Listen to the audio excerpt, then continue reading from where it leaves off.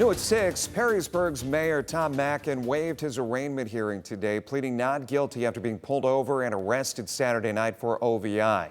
Our Michael Sandlin joins us from outside Perrysburg Municipal Court with more on this story. Michael, why are there still some lingering questions?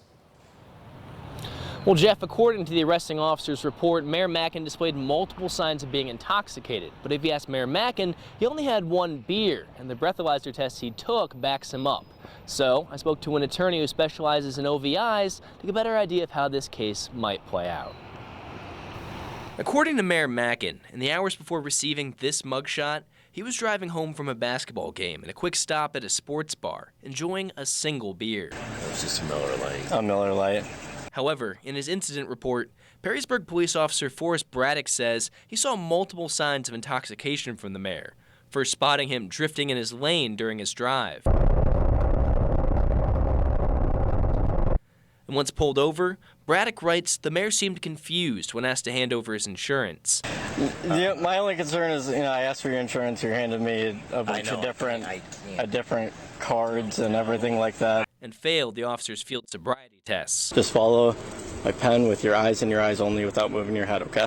Sure. Just put your feet together for me. Thank you. I'm sorry. No, you're okay. But with a blood alcohol level of .035, Mayor Mackin was under the legal limit and says he was tired and nervous during the arrest. He is now fighting the OVI charge in court. Perrysburg attorney Andy Miley isn't the mayor's attorney, but he's seen plenty of OVI cases. And he says while you can still be arrested even with a blood alcohol level lower than the legal limit, the state can still try to prove general impairment through other types of evidence, such as bad driving, slurred speech, irrational or erratic behavior. Miley believes this case will be an uphill battle for the prosecution, saying with a lack of hard evidence, he doesn't think this is a cut-and-dried case at all, and even struggled coming up with what evidence they might provide. Maybe they're going to say that he has such a low tolerance that .035 impairs him. I think they would need expert testimony for that.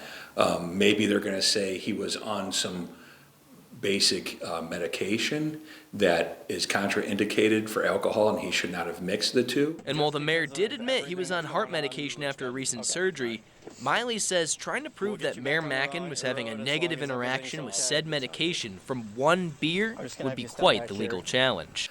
I think they would be allowed to try to make that case, but I think that would be an extremely difficult case.